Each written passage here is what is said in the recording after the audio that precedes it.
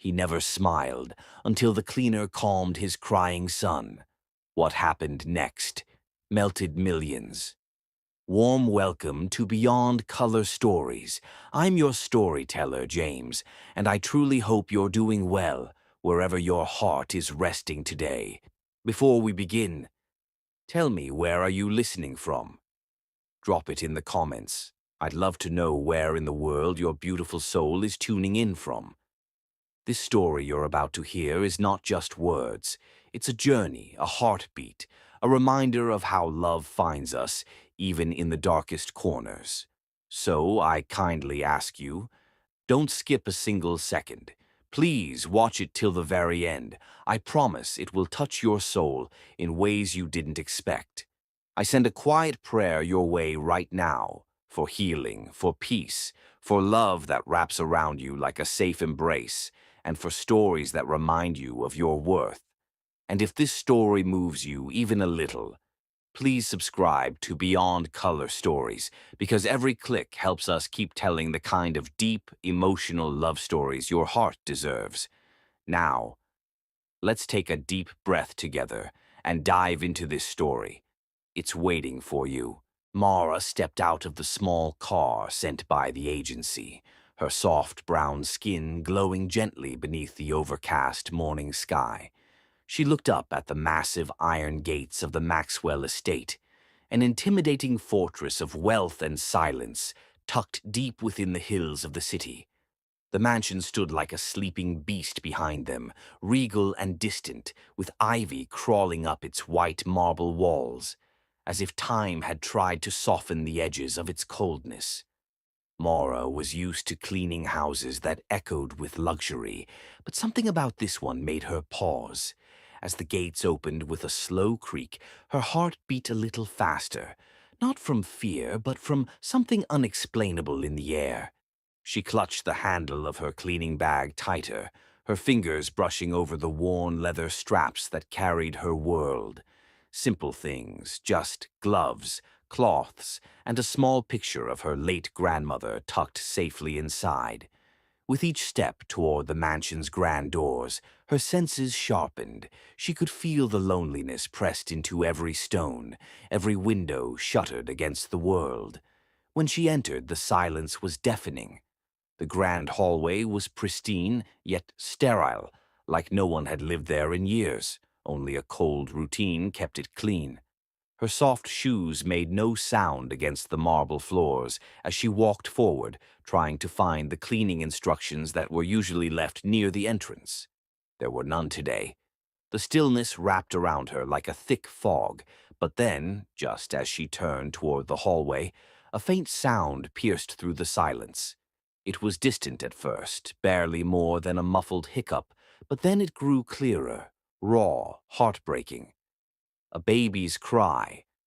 Mara froze. Her heartbeat echoed in her ears. There was no mention of a child on the assignment sheet. She looked around, unsure whether to call out, but instinct tugged at her feet.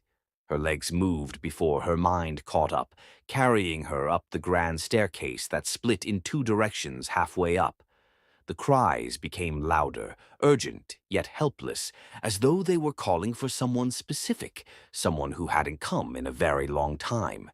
She turned left and followed the sound down a long hallway lined with oil paintings and golden sconces. The opulence made the child's sobs feel even more heartbreaking, as if wealth had failed to bring warmth into this place. She reached a white double door and pushed it open slowly. The crying hit her fully now, desperate, small, and painfully lonely. The nursery was a vision out of a magazine, with a soft blue ceiling painted with stars, a hand-carved rocking horse near the window, and toys neatly stacked on shelves that looked untouched. In the center of the room was a golden crib, elegant yet oddly isolating, where the baby sobbed, his tiny fists clenched and face red with distress. Her heart clenched. Without hesitation, Mara stepped forward, her footsteps silent, but her presence warm and full of a calm grace that seemed to hush the air itself. She leaned into the crib and gently picked up the crying baby, cradling him against her body like she'd done this 1,000 times. His cries didn't stop immediately, but her arms were steady and her touch was maternal without trying. Her long braids brushed his tiny cheek as she rocked him, whispering soft words in a language of comfort only hearts could understand. Slowly, the cries turned into quiet sniffles.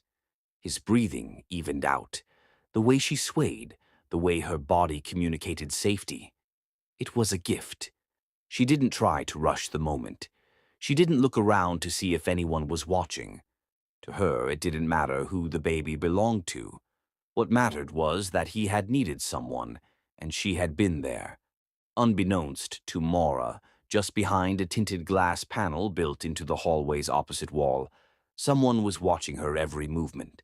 Glenn Maxwell stood in still silence, a man carved out of grief, eyes locked on the scene in disbelief. His heart, which hadn't moved in years, not for luxury, not for companionship, not even for his own son, suddenly twitched in his chest.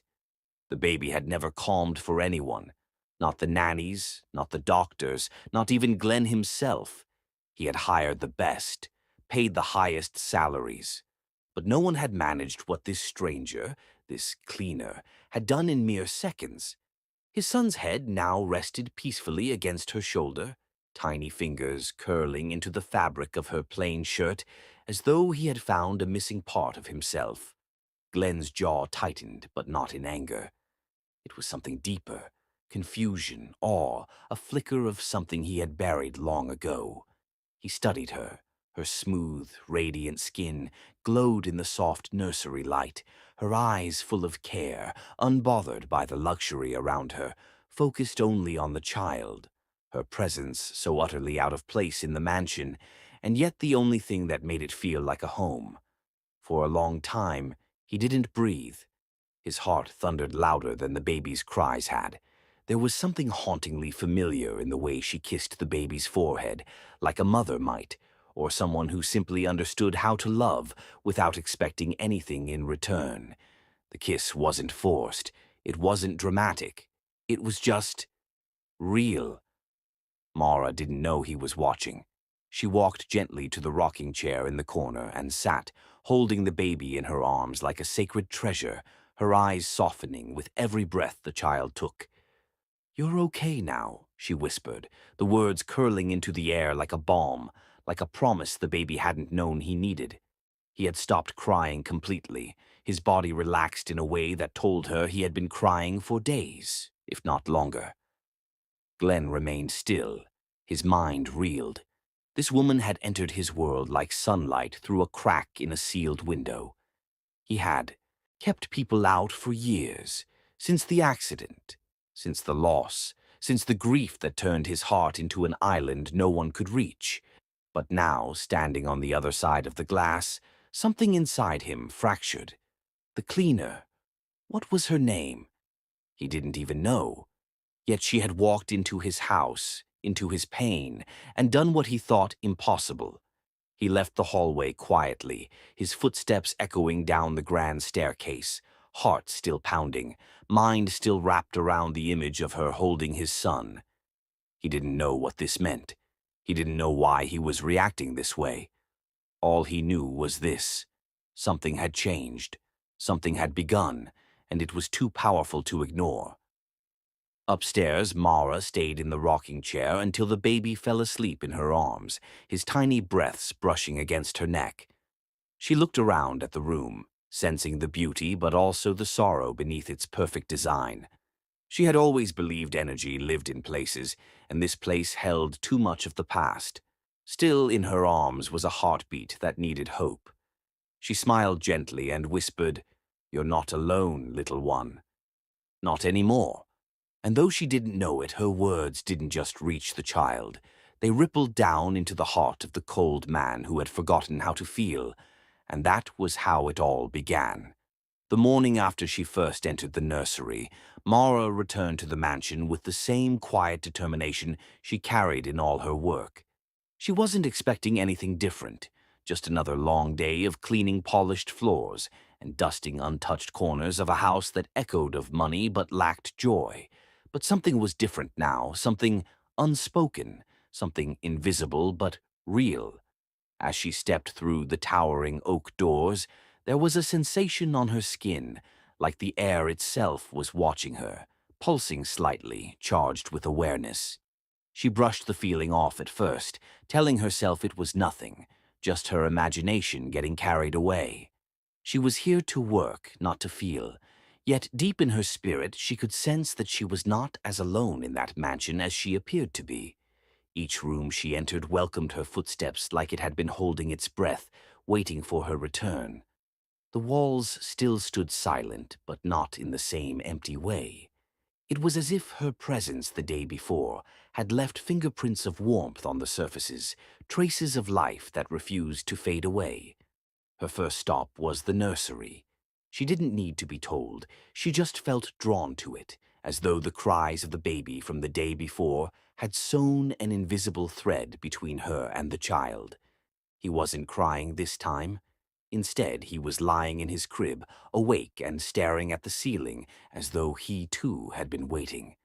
Mara leaned in, her smile softening her already beautiful features, and whispered, "Good morning, little star."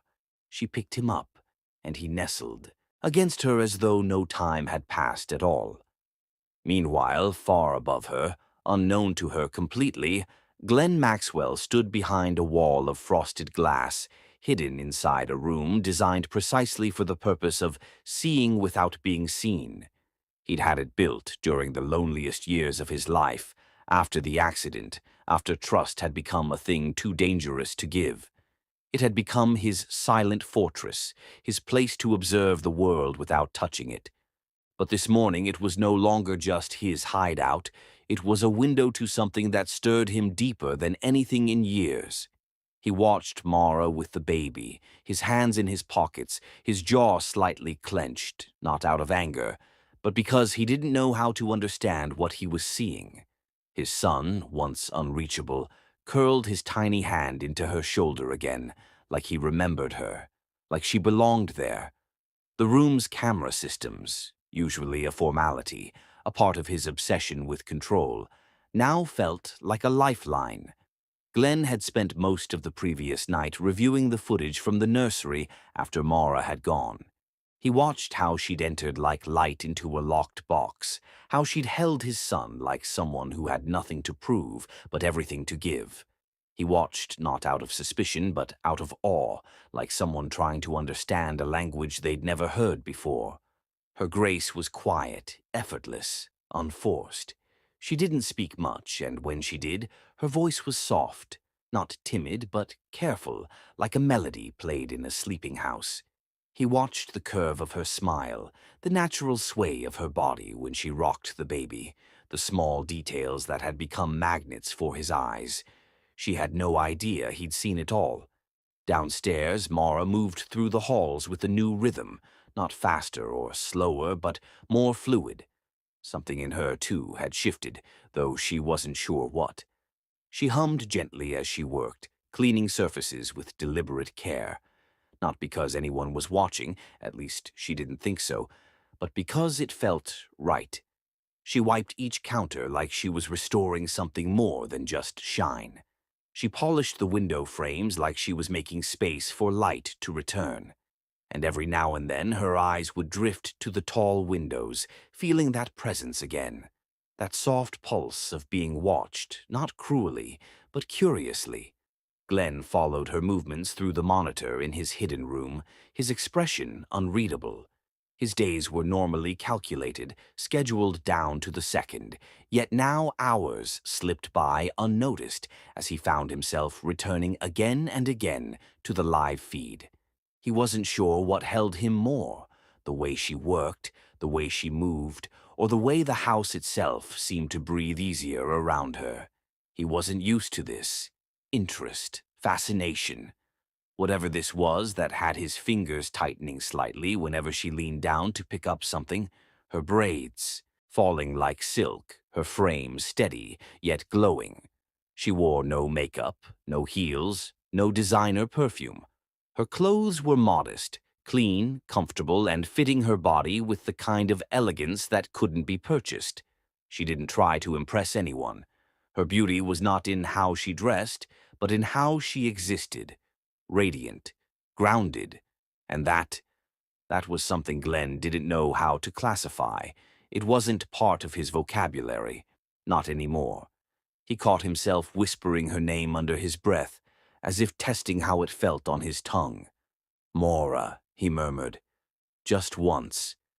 But even that single word stirred something in his chest, a stirring he hated to admit, because it meant he wasn't as untouchable as he had forced himself to be. He leaned back in the chair in his hidden room, letting his head rest against the cool wall, his eyes closed for just a moment. "She's just a cleaner," he told himself again, the words brittle in the air. But even as he said them, his heart beat louder than his logic. Just a cleaner wouldn't make his house feel alive again. Just a cleaner wouldn't make his son sleep peacefully. Just a cleaner wouldn't invade his thoughts like this. That night, long after she had left, Glenn stayed awake, watching the security footage alone. In one clip, she was in the baby's room, gently folding the child's blanket. In another, she was wiping down the windows in the hallway, sunlight catching her profile in a way that made the camera footage look like art.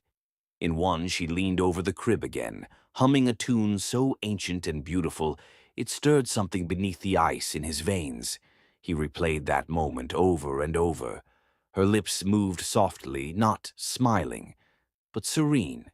Her fingers brushed the baby's cheek in a gesture so light, so filled with love, that it made Glenn's throat tighten. He rubbed his chest like something ached inside, something old and unfamiliar. Longing.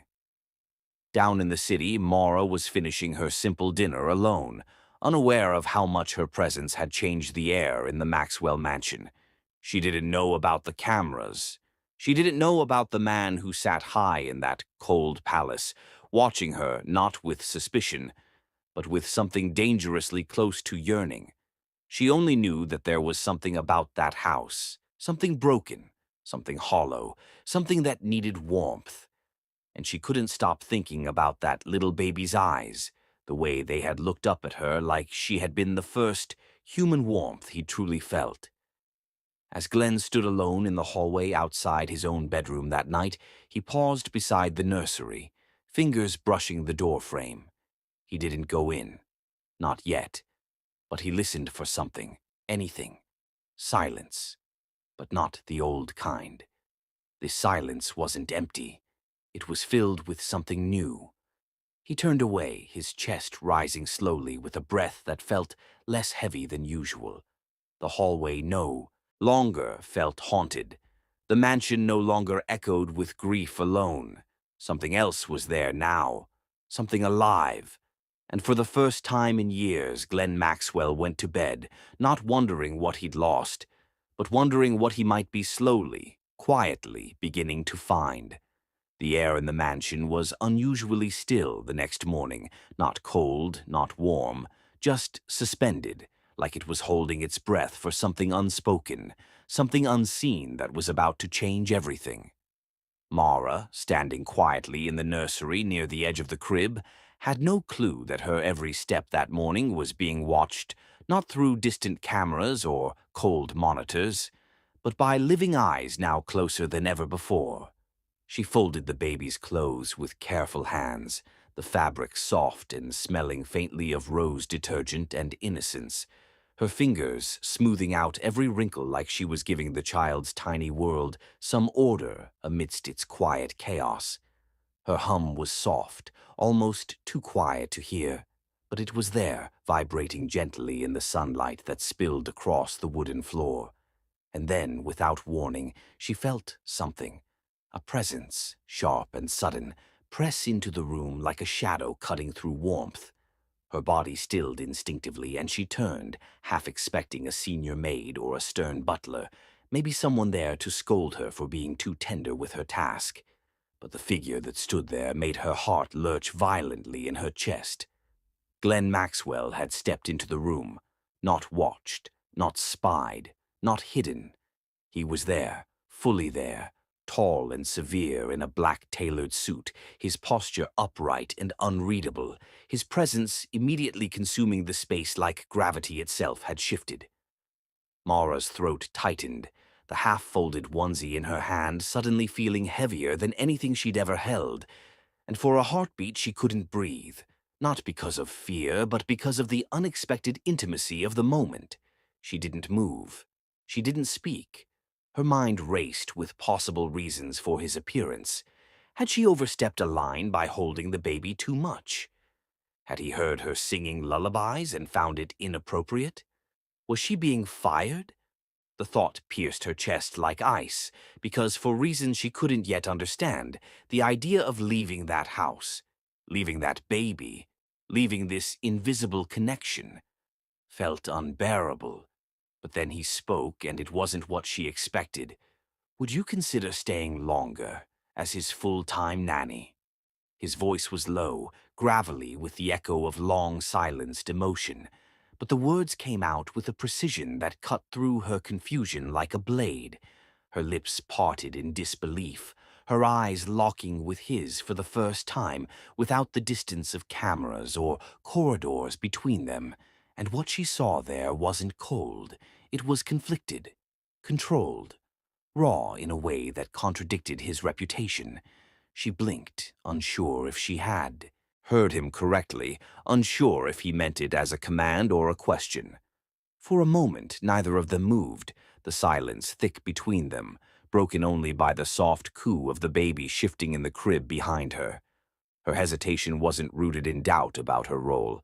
She had felt a strange kinship with the child from the first moment. But in the man himself, why would a powerful billionaire like Glenn Maxwell ask her, a simple house cleaner, to stay? What was behind that sharp gaze that now lingered on her, with a weight too heavy to ignore? As if sensing her internal conflict, Glenn took a step forward, not aggressive, not warm either, but something in between, something awkwardly human. "No one's ever calmed him like that before," he said quietly, his tone free of decoration, just truth laid bare. "Not even his own blood." The sentence struck her deeper than she expected. There was something raw behind it, something bleeding beneath the calm exterior. He didn't beg. He didn't smile. He simply stood there, this tall, powerful man who had everything money could buy, looking like he had nothing when it came to peace. And Mara, who had never seen herself as anything more than invisible, felt for the first time like her presence was not only seen, but needed. Still, she nodded slowly, cautiously, guarding herself even as her heart leaned forward.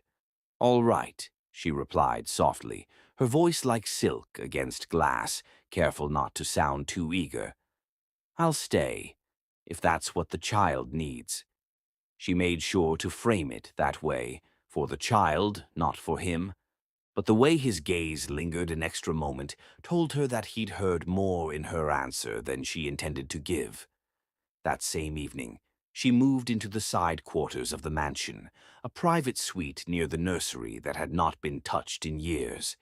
The room was airy, minimally decorated, with large windows that opened to the east garden, and though it was elegant, it didn't feel cold like the rest of the mansion. Glenn didn't greet her. He didn't give her a tour or offer a welcoming word. Instead, instructions came through staff members, quiet notes left outside her door, small signals that told her where things were and what times meals were served. Yet beneath the formalities, something intangible was shifting.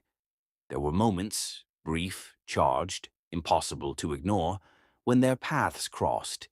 In the hallway, near the dining area, by the nursery door. Moments when his eyes lingered a beat too long, when his fingers tightened slightly around a glass he held as she passed, when her footsteps slowed just enough before turning a corner after catching a glimpse of him standing near the library. They barely exchanged words, but they didn't need to. The air between them now thrummed, with something silent and unmistakable, an energy that wrapped around them like invisible thread, pulling tighter each day. Glenn began noticing things he shouldn't. Tiny details that made no sense to matter, yet somehow did. The way she always wiped her hands on her apron before touching the baby, as if even the smallest impurity wasn't welcome near him. The way she smiled, not often, but when she did, it was real and full and lit up her entire face. The way her laughter, when he heard it once echoing faintly from the nursery, made his hallway seem less like a tomb and more like a home.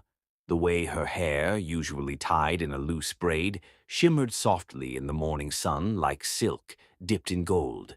He told himself to look away, to ignore it, that this was nothing. But his body didn't obey. His eyes followed her before his mind even registered what he was doing. His pulse responded before logic could interfere. And Mara, though still composed and quietly professional, began to notice things too. She noticed how he stood always slightly angled when near her, as though trying not to intimidate. She noticed how his voice, while often low and firm with staff, turned almost hesitant when directed at her. She noticed how the baby, once anxious and hard to soothe, now smiled when Glenn entered the room, even if Glenn didn't know it. She also noticed the pain that lingered behind his stare, the ghosts that followed him, the exhaustion that never quite left his eyes, and it stirred something deep within her, not pity but curiosity. Who was the man behind the cold stare? What had broken him so completely that he now watched the world from behind a fortress of silence? And why, of all people, had he chosen her to remain inside that fortress? Days passed like this, each one filled with mundane tasks and unspoken glances that carried more weight than entire conversations. And in those small, quiet exchanges, something impossible began to unfold.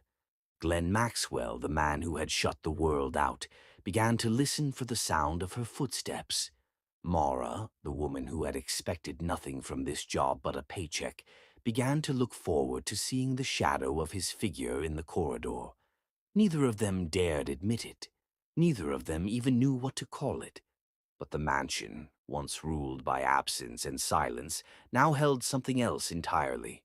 It was subtle, gentle, electric, and it was growing stronger every single day. The quiet that followed the day's end wasn't empty.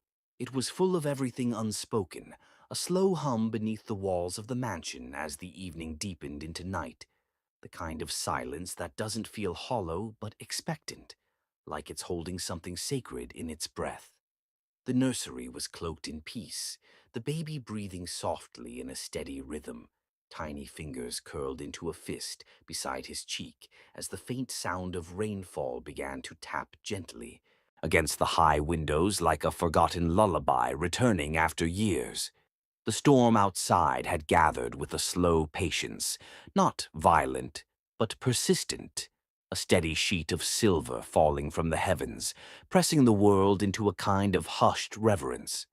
Mara moved through the hall like a shadow, her bare feet soundless on the soft rugs, her thin robe wrapped around her shoulders as she held a cup of tea in both hands, not for warmth, but for grounding. She wasn't planning on staying in the living room long, just long enough to sip something warm and let the ache behind her eyes settle. But when she stepped into the room, she wasn't alone. Glenn was there, standing near the tall window, looking out into the darkness as if searching for something in the storm, his hands tucked into the pockets of his trousers, shoulders rigid yet tired, the kind of posture worn by men who've carried too much grief for too long. For a second, Mara froze in the doorway, unsure whether to step back or quietly disappear. But something about the angle of his head, the silence of his stance, made her stay. She crossed to the sofa and sat at the far end without saying a word, curling one leg beneath her as she sipped the tea quietly, her eyes on the flickering fire across the room. She didn't need to look at him to know he wasn't just there for the view. He was there because he needed to be, and maybe, somehow, because he knew she would be there too. Minutes passed like soft waves brushing the shore, not awkward, just gentle and charged with something deeper than conversation. Then, without turning to face her, his voice emerged from the shadows like an echo of a man he used to be. "She died giving birth." The words came out flat, but underneath them was a heartbreak so heavy it almost cracked the air between them. Mara turned her head slightly, her eyes softening as she looked at the profile of his face, partially lit by the fire's glow, the rest swallowed by shadow. His beard was darker tonight, the stubble longer than usual, as if he hadn't cared to shave, and his eyes weren't cold. They were drowning. "My wife," he added after a pause, and the word hung there like an anchor, heavy and unshakable. One moment she was screaming in the ambulance, the next, silence. He finally turned to her then, slow and deliberate, his eyes meeting hers with a rawness that stripped away every layer of his usual distance. "I didn't even get to hold her hand. I wasn't there." Mora didn't interrupt, didn't move. She just listened, her fingers tightening slightly around her cup, as her chest ached with a pain that wasn't hers, but felt close enough to burn. Glenn sat down at the opposite end of the sofa, but not too far.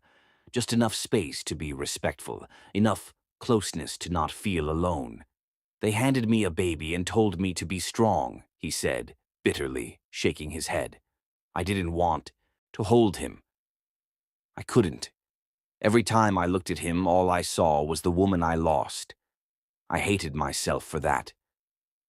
There was no performance in his voice, no theatrics, just quiet devastation, confessed under the cover of rain. Mara placed her cup down gently on the table, her eyes never leaving his face. "Grief changes people," she said softly, "and guilt keeps them locked there." Glenn's jaw tightened, his eyes flickering with something unreadable. "I didn't cry. Not once," he muttered. "Everyone did. Her family, my friends, even the doctor. But me, nothing. I just stopped feeling." His confession didn't shock her, it just explained the man she'd been slowly uncovering in glimpses and silences. And maybe he didn't come there to be fixed. Maybe he didn't expect her to care. But he had chosen this night, this room, this woman, to unravel the knot he had kept buried for years. Mara leaned back against the cushion, her face calm, her voice even. "I know what it's like to stop feeling," she said, and in that simple sentence the energy in the room shifted. Glenn looked at her, surprised, as if he hadn't expected her to offer anything in return. "I lost my mother when I was 9. She didn't die dramatically. No hospitals, no last goodbyes. She just went to sleep and didn't wake up." Her lips pressed together for a moment, remembering. "We lived in a rented one-room house and she worked 2 jobs. When she died, I had 2 younger siblings, both still in diapers. My father left a long time before that. It was just me." Glenn's brows drew together, his eyes locked on her, seeing her not as a caretaker now, but as a survivor. "I raised them," she continued, "fed them, got them dressed, took them to school when I could. I was a child raising children. I didn't have time to cry. I didn't have time to fall apart. If I did, everything would collapse. So I stayed strong, until I forgot how to be anything else." Her words weren't dramatic. They were steady, reflective, told like someone who had already made peace with the pain, not needing pity, just honesty. For a long moment, neither of them spoke. The only sound was the fire crackling softly and the rain caressing the windows like an old memory. Glenn leaned forward, his elbows on his knees, hands clasped tightly together as if trying to hold on to something slipping through his fingers. "You're not what I expected," he said finally, his voice low, not complimenting her, just recognizing something real. Mara smiled faintly, the kind of smile that doesn't show teeth, just soul, a glimmer of warmth breaking through the armor she always wore. "Neither are you," she replied gently. Their eyes met again, and this time there was no wall between them, no roles, no contracts, no employers or employees, just two people who had walked through different hells and somehow found themselves sitting across from each other on a rainy night, letting their wounds speak aloud. Glenn didn't touch her, didn't lean closer. But something passed between them that night, something delicate yet powerful, like a thread finally stitching two broken fabrics together. She saw the man beneath the name, the hurt, the fear, the love he had once given so recklessly and now locked away. And he saw her, the girl who had lost everything and still showed up every day with warmth in her hands and steel in her spine. When she looked at him and smiled that small, knowing smile, it wasn't flirtation. It was something far rarer. It was understanding. It was grace. It was sunlight piercing through a decade-long winter. The morning that followed their silent, soul-bearing night was draped in a gentle quiet, the kind that didn't press down like sorrow, but rested softly across the mansion like a lullaby left behind by the storm. And as the first streaks of sunlight filtered through the long curtains of the hallway, Glenn stood in the corridor outside the nursery longer than necessary, one hand on the wooden door frame, not to spy, not to interfere, but simply to listen, drawn toward a softness he hadn't realized he craved until it became his home's new language. The sound of her laugh bubbling from the room like wind chimes, stirred by a spring breeze, the gentle rustle of toys being picked up, the soothing hush of her voice guiding the baby through the rituals of mourning. He told himself he was only making sure everything was fine, that the child was safe, that his staff was working. But deep inside, Glenn knew something had shifted. He had spent years avoiding sound, dreading the noise of joy because it reminded him of what he had lost. But now he lingered for it, waited for the specific music of Mara's presence. That melodic laughter that cracked something in his chest every time it rang through the high-ceilinged halls, like sunlight trapped in a laugh.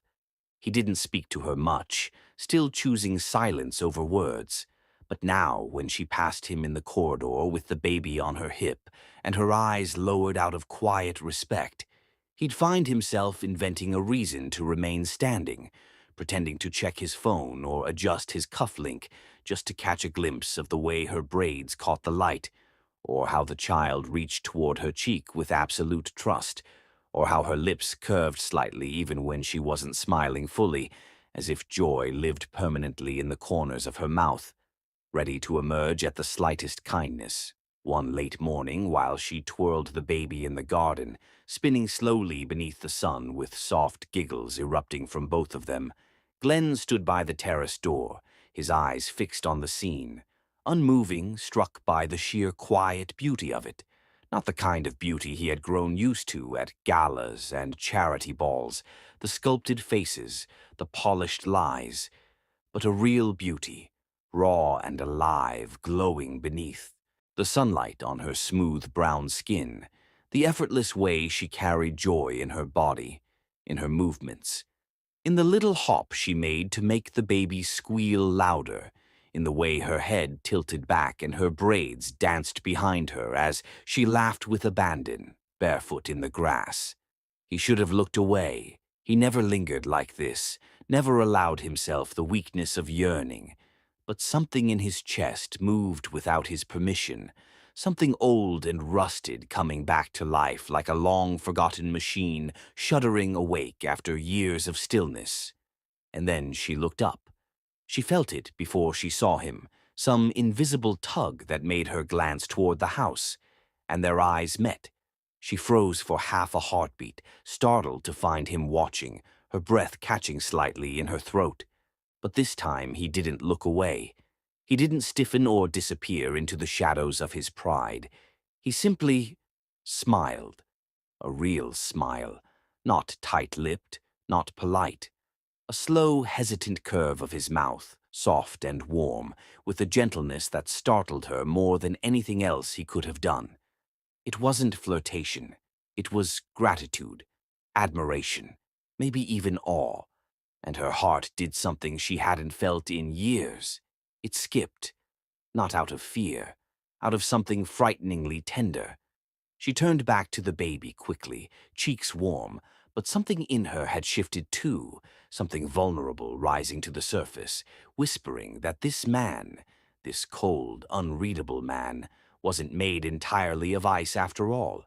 He had a fire in him, buried deep, and for the first time she'd seen its flicker. Days moved gently after that, like petals falling from a branch, soft and slow, and though neither of them addressed the change aloud, the air between them had undeniably thickened with awareness. Mara began to notice how he started arriving home earlier than usual, slipping through the doors just in time to hear the last lullaby or catch a glimpse of the baby in her arms. Sometimes he lingered in the kitchen doorway, pretending to check on something, but really just watching her hum as she stirred milk or cut fruit. He no longer barked instructions at the staff, no longer slammed doors when on calls. Instead, he moved through the house with quieter steps, pausing when she passed, offering the occasional nod or, on rare moments, a murmured thank you. And Mara, who had spent most of her adult life mastering silence, felt herself softening in his presence. She found herself thinking about him when he wasn't around, about the crease near his mouth when he tried not to smile, the way his eyes changed shades depending on the light, how his fingers sometimes trembled slightly when he held his son, as if still learning how not to be afraid of love. She didn't tell herself stories. She knew what this was. It wasn't love. Not yet. But it was something. One evening, as she placed the baby in the crib, he stirred in his sleep, his tiny lips parting to mumble, "Mama." And Mara froze, her breath caught in her chest, unsure whether to correct the word or to embrace the moment. Glenn, standing silently behind the doorframe, had heard it too. Their eyes met, and she opened her mouth to apologize, but he shook his head gently, his expression unreadable but not angry. He didn't correct the child. He didn't speak at all. But in that silence, something massive passed between them, something that didn't need words. She was no longer just a nanny, and he was no longer just an employer. Every look now carried weight. Every touch, when fingers brushed accidentally over a spoon or blanket, held electricity. They hadn't touched in affection, not once, but somehow it was more intimate than a kiss. The mansion, once a cathedral of silence and sorrow, now echoed with little things, her soft singing, the baby's giggles, the rustle of leaves from open windows. Glenn had stopped walking around with his collar stiff and phone glued to his hand. Sometimes he came down for breakfast. Sometimes he even stayed. Mara noticed the way his eyes followed her, not possessively but curiously, like he was trying to understand her magic, the way she could make a house feel like a home simply by existing in it. He was still guarded, still carried pain in the slope of his shoulders. But it was different now. That pain no longer defined him. It softened him. She saw it in the way he let his son fall asleep on his chest instead of the crib, in the way he once picked a flower from the garden and placed it near the crib without a word, and in the way he looked at her, as if realizing she wasn't just healing the baby.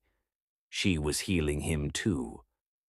The night arrived heavy with the scent of rain and tension, the clouds overhead thick with unspoken feelings, and as the wind picked up outside, swirling the leaves into frenzied dances across the estate grounds, inside the mansion a silence stretched once again, but this time it was the kind that held potential, not loneliness. Glenn had remained downstairs longer than usual, claiming he was checking the locks and windows as the first thunder rumbled in the distance. But truthfully, he had been hoping to cross paths with her again, not as an employer or even a friend, but as someone whose presence had quietly embedded itself into the rhythm of his life. Someone whose laughter he now measured his evenings by, whose voice he searched for in the soft hum of the house, whose nearness had grown familiar, essential, even addictive. Upstairs, Mara had just laid the baby in the crib when the storm exploded in full force. the first crack of lightning illuminating the nursery, just long enough for her to see the baby flinch in his sleep and press deeper into the blanket she'd wrapped around him. She whispered soothingly, brushing her fingers along his cheek, and then stood up slowly, heart racing not because of the storm, but because something inside her knew this night would not be ordinary. The lights flickered once, then again, and then darkness swallowed the mansion whole, the hum of electricity silenced in an instant as if the house itself had been ordered to stop breathing. The baby remained asleep, oblivious, but Mara's pulse quickened as she stepped into the hallway, only to be swallowed by shadow, the faint scent of lavender from the nursery still clinging to her fingertips. The storm wailed outside like an old sorrow let loose from the sky, and thunder rolled over the hills like drums warning of something bigger than wind and rain. Mara reached the staircase by muscle memory, her hand gliding along the cold banister, when suddenly a flicker of candlelight caught her eye from the lower floor. She hesitated, then descended slowly, and there, standing in the living room with a half-melted candle in one hand and his phone's flashlight dim in the other, was Glenn. He looked up the moment she appeared in the doorway, and something in his eyes relaxed, softened, as if her presence alone could anchor him to the moment, to something warmer than rain and candlelight.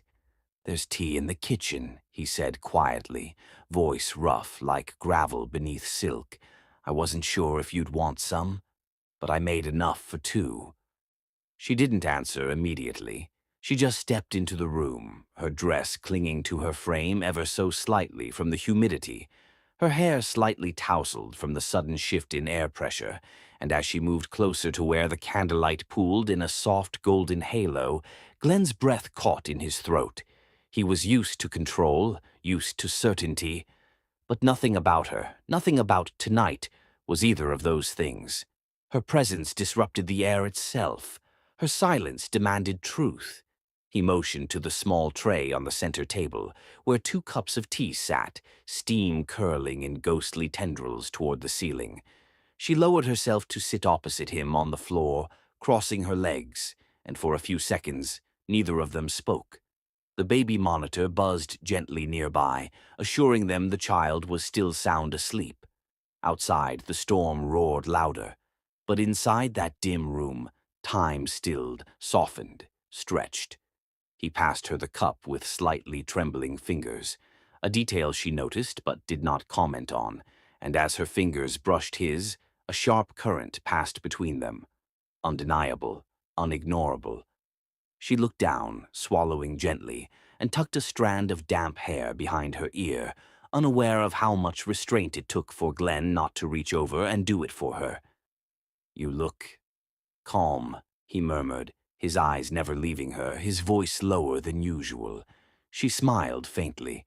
"Storms don't scare me. I grew up with tin roofs and hurricanes." He chuckled softly, a sound that barely rose above the rain, pelting the windows. "I never liked them," he confessed. "The sound reminds me of everything I can't control." Mara looked at him then, really looked, and saw not the CEO in designer clothes, not the powerful man who could bend boardrooms with a single glare, but a man who feared losing the fragile bits of peace he'd gathered, a man who had known grief intimately and still woke from dreams that felt too real. "You don't need to control everything," she whispered, her voice barely audible over the storm. "Sometimes it's enough just to survive the night." Her words hung in the air between them like another kind of lightning, and Glenn felt something shift in him, not a collapse, but a gentle crumbling of the walls he had built so high, so wide, to protect what little remained of him. The candlelight danced across her features, casting soft shadows along her jaw, illuminating the curve of her neck. And he realized then that desire wasn't always loud. Sometimes it was quiet. Sometimes it sat between 2 people in silence, in a storm, in the stillness of everything they were too afraid to admit. "You make this place feel alive again," he said suddenly, the words escaping before he could contain them, truth bursting from his chest like thunder. She looked up, startled by his honesty, and their eyes locked for a moment so long, so charged, that the air between them felt heavy with possibility. "And you," she began, her voice hesitant, almost afraid of her own vulnerability. "You make me feel safe." He blinked. He hadn't known how badly he needed to hear that until she said it. It was such a simple sentence, but it held the power to undo him. For years he had made others feel intimidated, fearful, impressed, but never safe. Never like home. He wanted to cross the distance between them then, to close the space with something real, something tender, something that had been aching to be acknowledged since the night they shared their scars. But he didn't move. He couldn't. Not because he didn't want to, but because the moment was too sacred, too raw. A single kiss would unravel everything too soon. Instead, they sat like that, across from each other, candlelight flickering, storm raging, hearts thudding with rhythm not entirely their own. Neither spoke of love, neither spoke of desire, but their hearts had already begun to dance to a silent song, the kind that couldn't be heard with ears but only felt with the soul. Every breath, every glance, every pause between words was heavy with meaning. At one point, her hand brushed his when reaching for the tray again, and he almost closed his fingers around hers, almost pulled her across the rug and into the warmth of his chest, where she belonged, where she fit so perfectly in his mind every time he tried not to imagine it. But instead, he just held the moment, cherished it like something too precious to rush, and watched the flicker in her eyes that told him she felt it too. When the rain began to soften hours later, and the first weak light of dawn began to hint behind the curtains, they were still there, seated close, wrapped in warmth and silence and unspoken truths, with the baby still sleeping in the nursery and their tea long gone cold. Nothing had happened, not a kiss, not a touch that lasted longer than a second. But everything had changed, because now when he looked at her, he didn't see the nanny. He saw the woman who had gently, quietly changed his world. And Mara, when she looked at him, didn't see the boss. She saw the man whose heart had started to beat beside hers. The morning sun filtered gently through the sheer curtains, casting golden ribbons across the polished floor as Maura stood quietly near the nursery, her fingers lingering on the frame of the door as she watched the baby stir beneath soft blankets, oblivious to the storm of emotions that had settled over the mansion in the wake of last night's quiet magic. Glenn hadn't said much when they finally rose from the floor, brushing their hands against their pants in a silence that was no longer awkward but reflective, respectful, even sacred. He had looked at her one last time, eyes tired but warm, before heading toward his wing without a word, and though no promises had been made, something in her heart had shifted as surely as the winds that had blown through the hills that night. She had felt it, an invisible thread pulling tighter between them, delicate but undeniable. But that fragile beauty didn't last long. The peace of that moment shattered by noon, disrupted by the sharp click of heels echoing across the marble as the front door opened and a figure from Glenn's buried past stepped into the present like a ghost, conjured by fate's cruel hand. She was tall, poised, with the kind of polished elegance that screamed entitlement and legacy, her silk trench coat still dripping from the light drizzle outside, her lipstick flawless, her eyes scanning the foyer with calculated precision.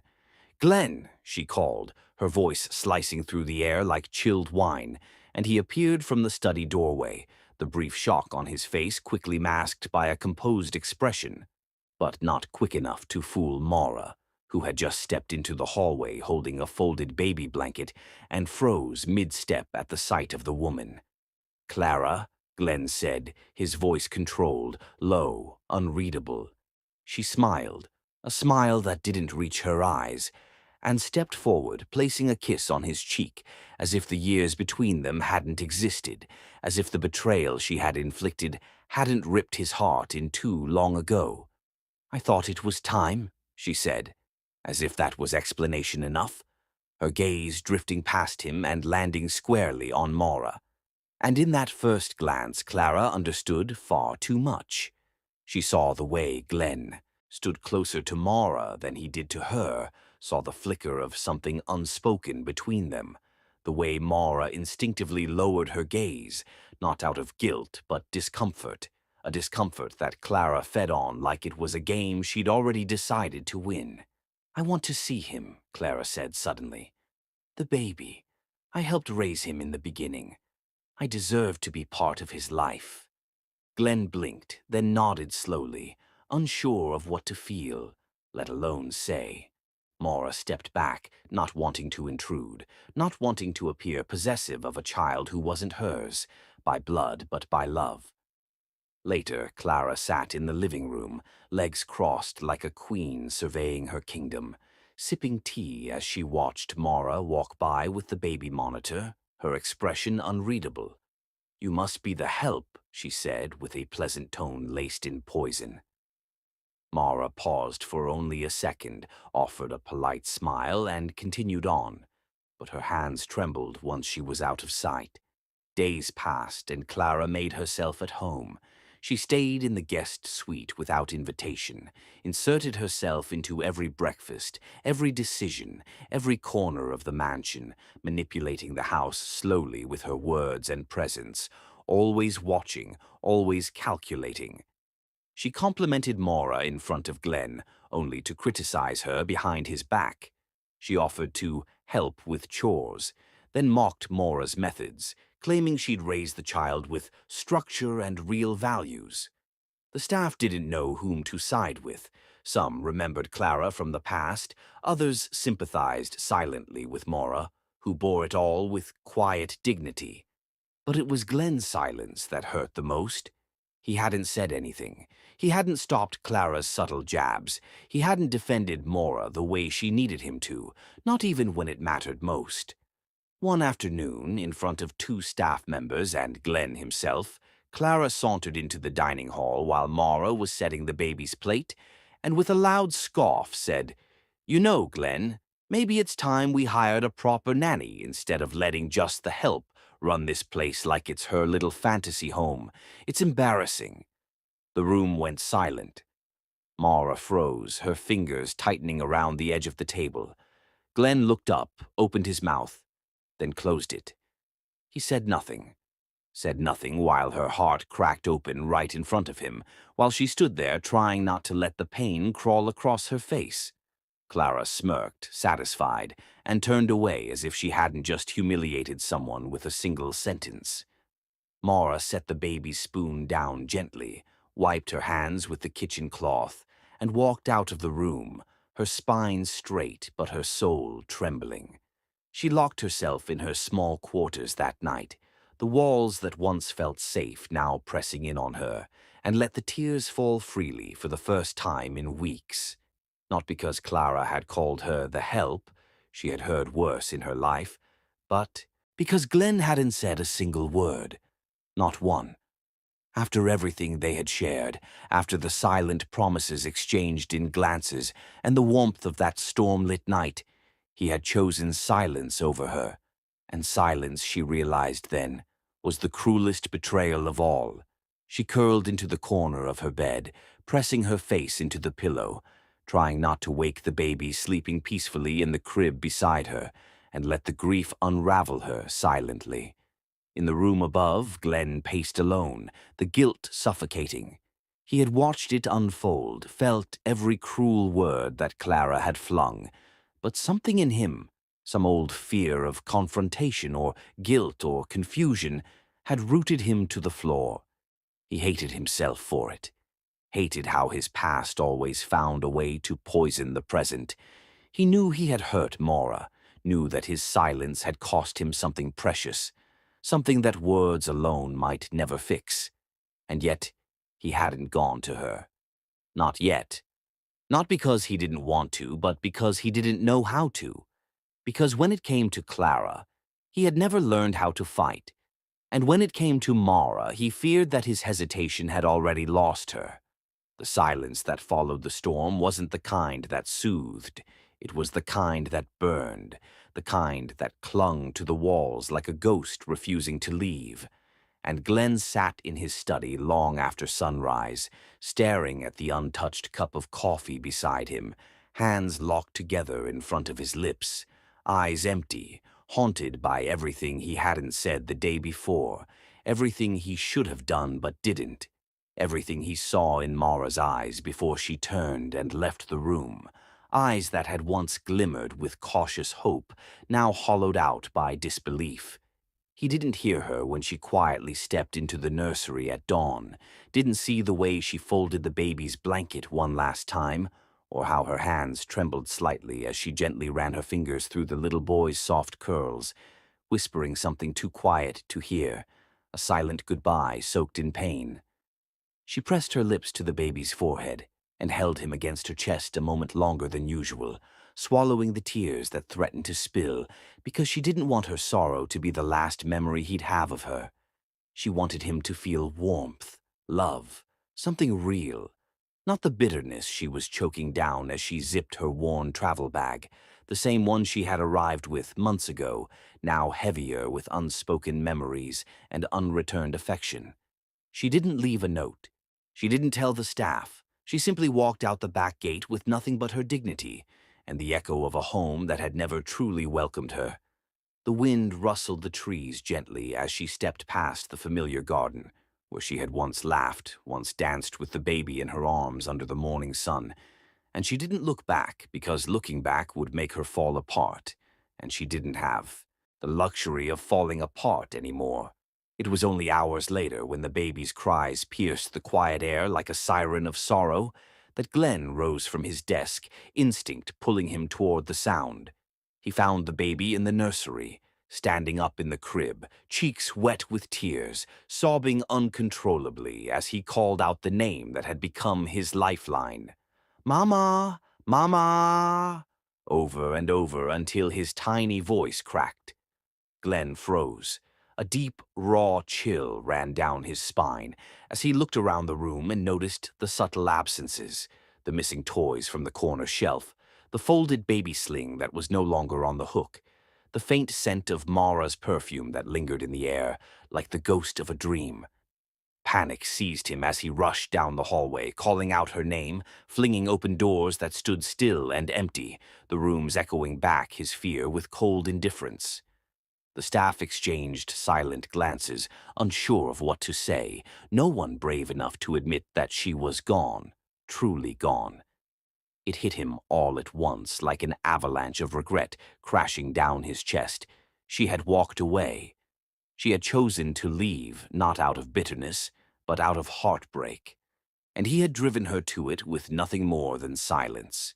He stumbled back into the nursery, where the baby had cried himself into hiccups, curling into a corner of the crib as if trying to shrink into himself. Glenn reached in and pulled the boy into his arms, and for the first time in his life, he didn't know how to comfort another human being. The baby clung to his shirt, sobbing against his neck, and Glenn rocked him slowly, helplessly, feeling more useless than he ever had.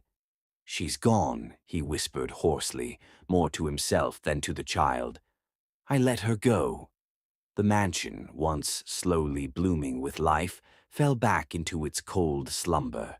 The halls were quiet again, not the peaceful kind of quiet, but the suffocating kind, the kind that echoed with the ghost of laughter that no longer filled the air, the kind that made Glenn's footsteps feel heavier as he wandered from room to room looking for fragments of her, desperate for some sign, some clue as to where she'd gone. He checked her room again, as if by some miracle she might still be there, but the drawers were empty, the bed neatly made, the scent of jasmine gone. He searched the nearby bus stops, wandered into the markets she once visited, even asked the woman who ran the corner bakery if she'd seen someone matching Mara's description.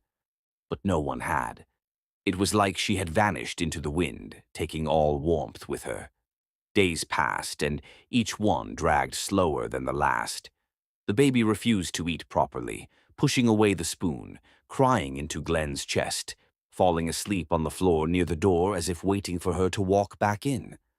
Glenn tried to distract him with toys, with music, with lullabies he barely remembered from his own childhood, but nothing worked. At night, the baby called out for Mama in his sleep, and Glenn would sit beside the crib in the dark, head bowed, arms draped over his knees, broken in a way that he didn't even know a man could be. He didn't cry the first night, nor the second. But on the third night, alone in his room with the baby finally asleep in the nursery, he sat on the edge of the bed and let it happen. The tears came suddenly, hot and fast, the kind that had been buried for years, the kind that had never been shed for his late wife, or even for the pain of betrayal Clara had once caused. But tonight, the tears were for Maura, for the woman who walked in quietly and brought light to a place that had forgotten what warmth felt like, for the woman who held his brokenness without judgment, who smiled at him with hope, who twirled in the garden with the baby-like joy, was something contagious, for the woman who didn't ask for his love but gave hers freely, and now was gone. His sobs were silent, deep, trembling things that shook his shoulders as he pressed a pillow to his face to muffle the sound, shame coursing through him, not because he was crying, but because he had waited too long to see what was right in front of him. And now, she wasn't. He thought of the way her eyes used to follow him across the room, the way her laughter used to echo down the halls, the way she always had a soft touch for the baby, a soft word for the staff, a softness for him even when he didn't deserve it. He thought of all the times he had stood near her and said nothing, let the moments pass, let the fear and ghosts of the past keep him silent. And now all he had were echoes. The next morning he began searching properly. He called in favors, hired someone to check hospital records, rental logs, even the public transport cameras. He scoured the city, driving through streets at dusk, watching every woman on every sidewalk, hoping, praying, for one glimpse of her figure, that long braid, that unmistakable grace. But it was as if she had never existed outside the walls of the mansion. Days turned to weeks, and still he found nothing. The staff stopped asking.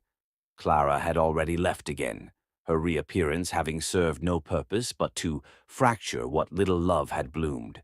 And Glenn remained, alone in the same mansion, the same life, only now with a hollow so profound it felt like walking through fog every morning. There were moments when he almost convinced himself she'd come back, that she'd walk through the door any second, smiling, forgiving. But each day that passed made that hope dimmer. And it wasn't just longing that gnawed at him now, it was guilt, the kind that took root deep in his chest and bloomed into something sharp. He hadn't just lost a nanny. He hadn't lost just another helper. He had lost the woman who healed him. He had lost the woman who made the mansion feel alive again, who stitched the broken seams of his soul with quiet compassion. And for the first time, Glenn Maxwell, the man the world thought emotionless, untouchable, cold, realized that love had come to him in the gentlest form possible, and he had let it walk away.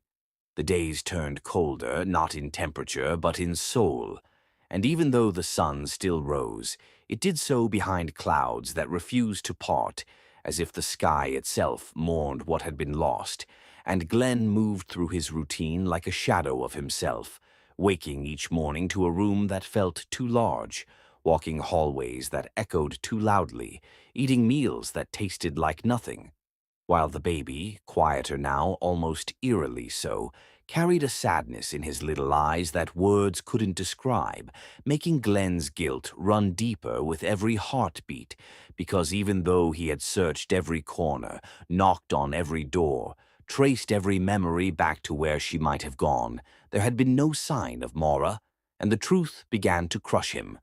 Love had finally found him, and he had let it die by standing still when he should have moved, by staying silent when his heart screamed.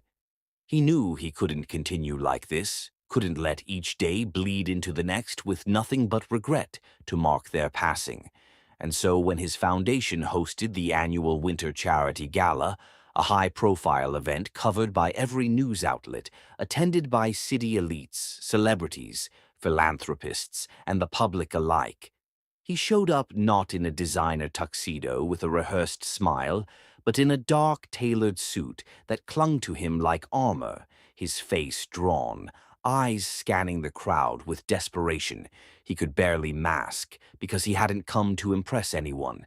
He hadn't come for the cameras or the praise or the illusion of control. He had come because something inside him, something ancient and wounded, whispered that this night would matter, that if fate was ever going to give him one more chance to rewrite the ending, it would be now. The venue was glowing under golden lights, decorated with garlands and ice sculptures, with volunteers bustling about in aprons and gloves as they passed out food to the city's homeless and needy, while photographers clicked away and media swirled around the edges, catching every smile, every gesture. But Glenn wasn't smiling. He wasn't mingling.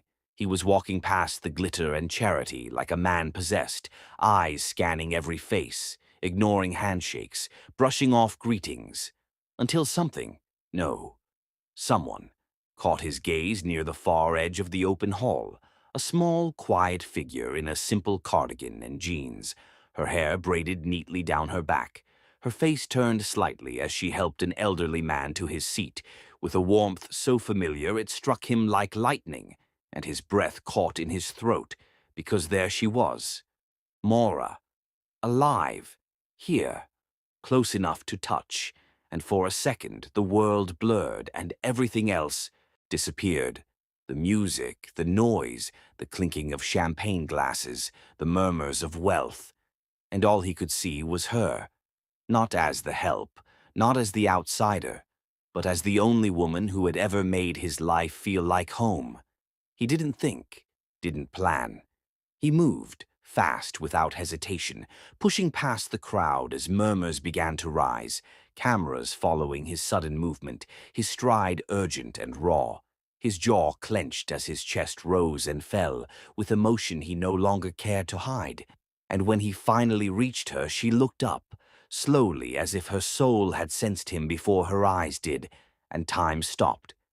She froze, a plate still in her hands, eyes wide as if seeing a ghost, the breath caught in her throat, lips parting slightly but no words forming, and for a long moment they simply stared at one another, heart to heart, soul to soul, until Glenn dropped to his knees in front of her, shocking everyone. Gasps echoed through the room, cameras pivoted, media surged forward, and whispers spread like wildfire. But Glenn heard none of it, because all he could see were the tears suddenly gathering in her eyes, and all he could feel was the ache bursting from his chest as he looked up at her and let everything spill, voice rough, trembling, naked with truth. "I was scared," he said, loud enough for everyone to hear, not caring who was watching. "I was scared to love again, scared to lose again, scared to believe that someone could care about me, not for my name or money, but for who I am when the lights go off." His voice cracked and he didn't look away. "You changed my life, Maura. You changed my son's life. You came into that house as a cleaner, but you cleaned more than just floors. You cleared the dust off my heart. You made me laugh. You made me feel. I was a coward when I stayed silent that night, but not anymore. I love you. I love you like I've never loved before, and I don't want to live another day without you in it." The crowd was silent now, the cameras still, the room holding its breath as Glenn's words soaked the air like fire. "Please," he whispered, eyes locked with hers, "come home. Not as a nanny, not as the help. Come home as the woman I love. Come home as my son's mother. Come home as my wife." Maura's hands trembled, the plate slipping from her grasp and shattering on the floor. But she didn't flinch because all she could feel was the earth spinning faster, her heart racing, tears streaming freely down her cheeks, as the man she had once feared was unreachable now knelt before her, broken open, vulnerable, real. Her knees buckled slightly as she stepped forward, and without a word she reached out and touched his face, gently brushing the tears from his cheek as her own fell freely. Her voice, when it came, was a soft whisper trembling with years of longing. "I never stopped loving you," she breathed, barely louder than a heartbeat.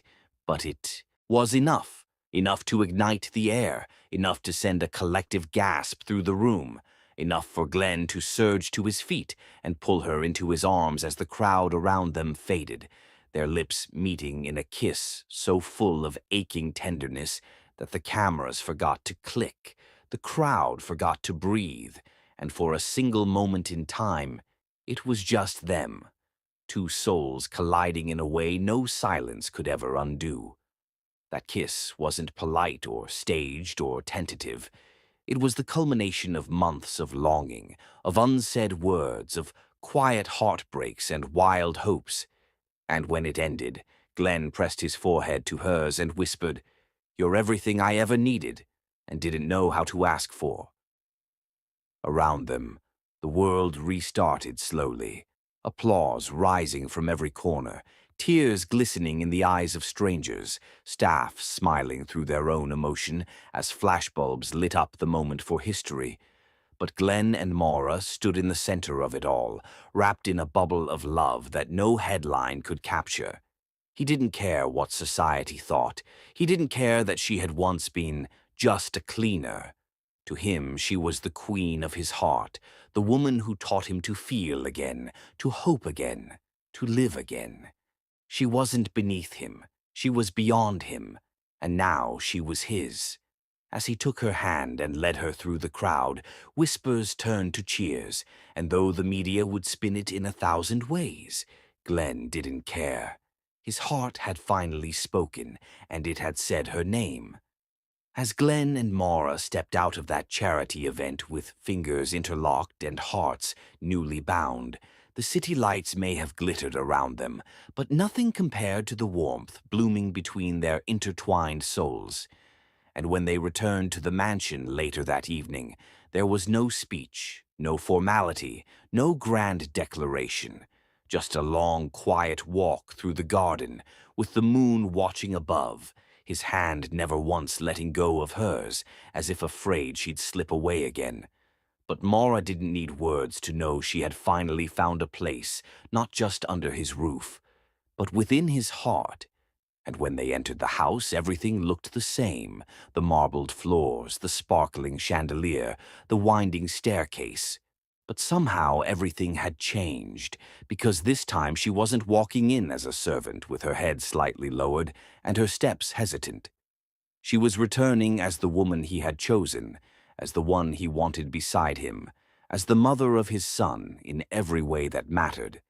And from the first moment their feet crossed the threshold, the mansion began to shed its cold grandeur and slowly blossom into a living, breathing home filled with the kind of love that made even the walls soften. Glenn didn't waste another second clinging to past regrets or formalities. He scooped their baby into his arms and held him high like a trophy of their second chance, his voice softer than the wind as he whispered, "Your mama is home, little man," and the child giggled, stretching tiny arms toward Maura, who wrapped them both into her embrace with trembling lips and eyes shining with the kind of joy that made everything before feel like a mere shadow of living.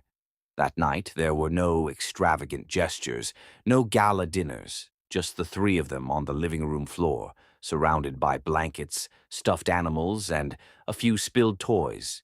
Glenn shirtless in his pajama pants, his hair messy and boyish as he built makeshift forts from couch pillows, while Maura lay beside them laughing freely, her long hair falling over her shoulders like midnight silk as she watched the man once called the coldest CEO in the city, now crawling on all fours, barking playfully and tickling their son until his laughter echoed through every corridor like bells of celebration.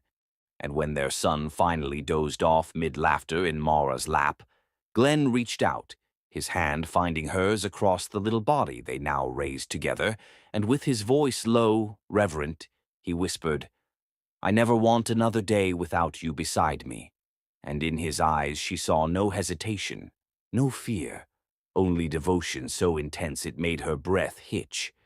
Each morning after that became a love letter in itself, beginning not with alarms or schedules, but with slow kisses that began on foreheads and wandered down necks as sunlight poured through the windows like blessings, and Glenn, now addicted to the scent of her skin and the sound of her laughter, made it his ritual to prepare breakfast with her in the kitchen, flour dusting his shirt as he watched her roll dough with music playing softly in the background, and when she'd glance at him with her signature half-smile, he'd spin her into an impromptu dance across the tiled floor, their bare feet moving in sync, her head thrown back in giggles while he mouthed the words to the love songs, as if each lyric was written just for her. The staff, once used to a house of silence and strict schedules, now tiptoed with awe as they witnessed a miracle unfolding before them, not of riches or miracles, but of two people who had rewritten their destiny with love. And when Glenn walked into the living room on lazy afternoons, with the baby perched on his shoulders calling out, "Mama," with pride, the air itself seemed to sparkle with warmth, and Maura, standing at the foot of the stairs with flour still on her hands, would watch them with tears threatening to fall, not of sorrow, but of overwhelming fullness, because every second felt like a dream she never dared to pray for. Soon, Glenn transformed entirely, not just in habit but in spirit. He began arriving home earlier, no longer glued to his boardroom or chained to his reputation, and instead spent hours learning how to braid his son's hair, how to warm a bottle just right, and how to whisper sweet nothings against Mara's skin as they cuddled on the yawl couch at night, legs tangled, hearts synced, with soft jazz humming in the background. He no longer spoke of business deals, but of garden renovations for a swing set, of vacation homes that felt too empty without her laughter, and of baby names for the future he wanted to build with her. On Sundays, they held hands during walks through the city, not hiding from the world, but glowing in plain sight, with the child toddling between them and strangers turning to smile, not because they saw a billionaire and his help, but because they saw something so rare, so real, that it made onlookers believe in fairy tales again. Social media exploded with pictures from the charity event, hashtags trending overnight with headlines like "From Cleaner to Queen of His Heart" and "Cold CEO Melts in Public Confession." And while some expected backlash or scandal, all that came was admiration. Because the world didn't see scandal. They saw a man finally brave enough to love and a woman strong enough to forgive, and their story captured the city's heart with a fervor that no PR campaign ever could, turning them into a symbol not of status, but of soulmates who chose each other against the odds. Glenn, once known for his ruthless efficiency and cold demeanor, now smiled more, touched more, loved more. His board members often caught him staring at photos of Maura and the baby mid-meeting, his voice softer when he spoke of family, and sometimes, during lunch breaks, he would sneak away just to FaceTime her, watching her light up even through a screen. At home, every wall bore traces of her, framed candid photos she'd hung in the hallway, her favorite books stacked near the fireplace, her perfume lingering in every room like a signature, and the warmth of her laughter now so rooted in the house that silence felt unwelcome. And on the rare days when storms painted the sky gray and rain tapped against the glass, Glenn and Maura would curl together near the window, their son asleep on Glenn's chest, her fingers drawing slow circles on his skin as he whispered, "You're my wife-to-be." And she'd smile into his neck, murmuring, "And you're the home I never knew I was allowed to have." Nothing about their life was about luxury anymore. It was about soft touches in dark rooms, shared smiles across crowded tables, and the way Glenn's hand always found hers in moments that mattered. Their mansion, once a fortress, had become a sanctuary, and every room told a different chapter of their love. They danced often, even without music, slow sways in the hallway or a sudden spin in the kitchen, and every time he twirled her, he caught her like she was the most fragile treasure in the world, his voice always teasing, "Careful, I might fall in love with you all over again." And she'd reply, laughing through tears, "Then fall again, because I already did."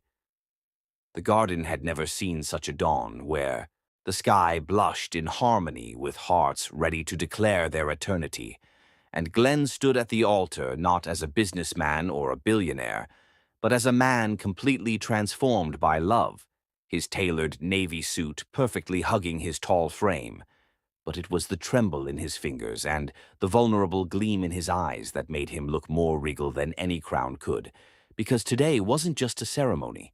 It was the embodiment of every second he spent learning how to love, how to hold, how to surrender completely. And as he stood under the floral arch woven entirely with white lilacs and soft lavender roses, surrounded by golden lanterns that hung like floating stars over the aisle, his chest rose with anticipation, and the silence before the music felt like the pause before a miracle. And when the first soft chords of the piano played, his breath caught, his soul stilling as every guest rose to their feet and turned toward the entrance where time itself seemed to slow. There she stood, Mara, in a gown made of whispers and wonder, an ivory creation that hugged her curves and billowed like morning mist around her, the sheer sleeves dancing with embroidered vines and tiny beads catching the sunlight like blessings, and her hair, pinned delicately with pearl clips, fell in soft waves over her shoulder, her smooth brown skin glowing like golden honey, her lips trembling in the sweetest smile he'd ever seen, and her eyes locked onto his like they were following the thread of fate that had tied them long before either of them knew. And as she began to walk, slowly, gracefully, holding a bouquet of moon-white tulips and blue hyacinths, the air filled with something holy, and Glenn's heart beat so loudly that he could barely hear the music over the sound of destiny coming closer. Each step she took down the petal-strewn aisle carried the weight of every memory, every unspoken ache, every moment of growth they'd endured together, and with every inch, Glenn's hands tightened into fists as if trying to steady the overwhelming tide of emotions crashing into him. And by the time she reached the altar, he was already crying. Not quietly, but in the raw, unguarded way a man does when he sees the answer to every prayer standing before him. And as she reached him, they didn't wait for the officiant's signal. They reached for each other instinctively, his trembling fingers brushing over her knuckles, before gently wrapping around them, and when their eyes met, everything else vanished. The crowd, the decorations, the sunlight, until only they remained, two souls standing on the edge of forever, and Glenn, voice choked but steady, began his vows not with grand promises, but with the truth, his thumb caressing her ring finger as he whispered, "I once believed my heart had died with my past, that love was a thing I'd only remember, never feel again. But then you walked in with quiet hands, a fierce soul, and turned my silence into music. You brought laughter into halls that forgot the sound. You gave my son a mother, and you gave me a reason to live out loud." And the crowd hushed even further as his voice cracked, eyes never leaving hers. "Mara, I love you with everything I am, everything I'll ever be, and I vow, before the world and before God, that this love, this life with you, is my greatest honor." She tried to respond, but her throat tightened under the weight of emotion, so she reached up, gently wiping away the tears falling freely down his cheek, and her own vows came not as rehearsed poetry, but as the beating truth of her heart, soft yet strong, as she said, "You were a storm, Glenn, and I was just a girl trying to keep my feet on the ground. But you saw me, not as staff or a stranger. You saw me as I was. And in your chaos I found peace. In your fire I found warmth. In your child I found purpose. And in your eyes I found home. And when she said those final two words, something inside him broke open entirely as he leaned forward, forehead resting against hers. And even before the official could speak, the crowd began to rise, eyes wide and misty, because this wasn't just a wedding. It was the moment two broken hearts made whole again, right there beneath the lilac-covered arch. Their kiss was not hurried or tentative. It was reverent, long, and tender, the kind that made onlookers believe they were witnessing something sacred. And when the baby, sitting in the front row in a tiny tuxedo, clapped his little hands and shouted, "Mama!" with glee, everyone broke into laughter and soft sobs, standing to celebrate not just a union of man and woman, but of fate, healing, and absolute devotion. As the ceremony gave way to the reception, lanterns lit the evening air like captured stars, tables were adorned with wildflowers, and music floated through the garden while guests mingled beneath fairy lights strung across the trees. But Glenn and Mara barely noticed. They were caught in each other's orbit, dancing barefoot on the grass, his hand resting protectively on her waist, while her fingers played with the collar of his shirt, their eyes locked in a silent promise that no storm would ever pull them apart again.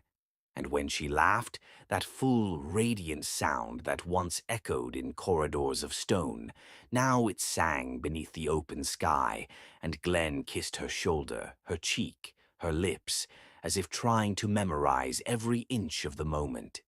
At one point, Mara stepped aside to breastfeed the baby beneath a shaded canopy, her head tilted in nurturing grace, while Glenn watched from a distance, heart full, his gaze never leaving the woman who had taught him that love wasn't weakness. It was the bravest thing a man could do, and later that night, as the celebration wound down, Glenn stood before their guests, raising a glass not with grandeur, but with humility, voice quiet but powerful as he said, "Today isn't just our wedding. It's proof that even the most shattered hearts can find a rhythm again. Because I didn't just marry the woman I love. I married the woman who taught me how to live." Their first dance beneath the starlit sky was not choreographed. It was simple, raw, full of eye contact and shared breath, her head resting on his chest as he hummed a tune she didn't recognize but knew was only for her.